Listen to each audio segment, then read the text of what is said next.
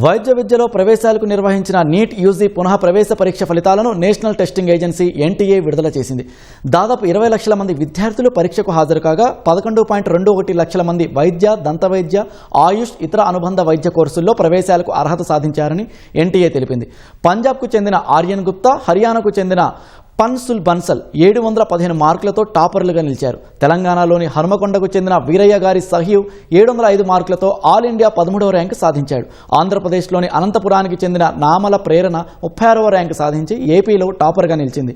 మొత్తంగా 19 మంది 700కు పైగా, 138 మంది 690కి పైగా మార్కులు సాధించారు.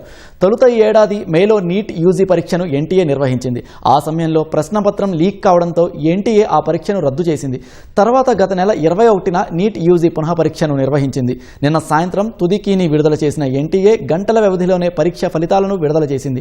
ఆల్ ఇండియా కోటా సీట్ల భర్తీకి మెడికల్ కౌన్సిలింగ్ కమిటీ, రాష్ట్ర స్థాయి కోటా సీట్లను సంబంధిత రాష్ట్రాల సంస్థలు నిర్వహిస్తాయని నీట్ తెలిపింది.